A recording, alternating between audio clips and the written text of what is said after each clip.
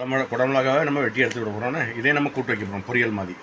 என்ன வசக்கி இது பண்ண போகிறோம். குடமிளகா அந்த ஒரு 3 மிளகா வெட்டி வச்சு இன்னொரு மிளகா வெட்டணும். இதே வெட்டி ஓகே, இதே நம்ம வெட்டி எடுத்துக்கலாம். ஓகேவா? ஒரு தக்காளியும் வெட்டி எடுக்கிறோம். ஓகேவா? இன்னும் தாளிச்சும் பண்ணிக்கிறோம். ஓகேவா? கடுகு போட்டுக்கிறோம்.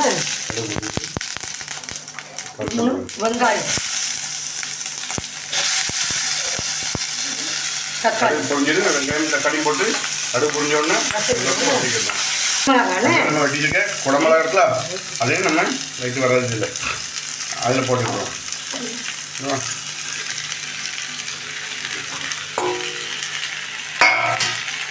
வசைக்கிறோம்.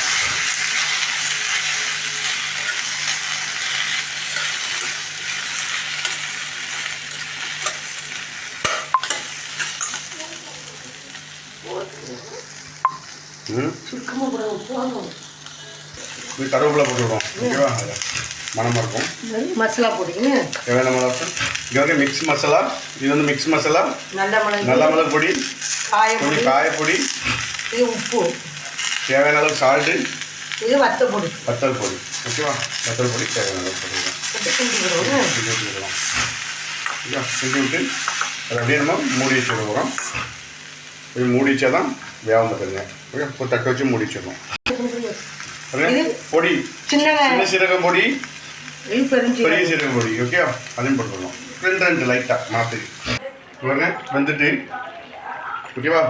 இனிமேல் நம்ம பொடியை போட போகிறோம். இவங்க வந்துட்டு நம்ம தேங்காய், நம்ம அரைச்சி வைக்கிற தேங்காவை அதில் போட போகிறோம். ஓகேவா? கொஞ்சம் தேங்காய் போட்டு அதை நம்ம கிண்டி எடுத்துக்கிடுவோம். ஓகேவா? இதை அப்படியே நம்ம கிண்டி எடுத்துக்கிடுவோம். ஓகே, அப்படி கிண்டி விட்டு இது நல்லா கூட்டு மாதிரி ஆகிட்டு இருக்கீங்களா, அப்படி இருக்குதுங்க. இதை அப்படியே நம்ம கொஞ்சம் மூடி வச்சுருக்கோம். ஓகே, ஓகே, இப்படி நல்லா வந்துட்டா மிளகா கூட்டு, குடமிளகா கூட்டு ரெடி ஆகிட்டு. ஓகே, பொரியல் மாதிரி குடமிளகா கூட்டு அழகாக ரெடி ஆகிட்டு. இதே நம்ம மசாலா போட்டாச்சு. நாங்கள் என்னென்ன போட்டிருக்கோம் நீங்கள் பாருங்கள். இதே மாதிரி நீங்கள் ஃபாலோ பண்ணி இது நாங்கள் என்னென்னலாம் போட்டிருக்கோம் இதேமாதிரி பண்ணி குழந்தைகளுக்கு கொடுங்க. ரொம்ப அருமையாக இருக்கும், டேஸ்ட்டாக இருக்கும். ஓகே, குழம்பு இது கூட்டு ரெடி. மீண்டும் நம்ம அடுத்த வீடியோவில் சந்திப்போம். நன்றி, வணக்கம்.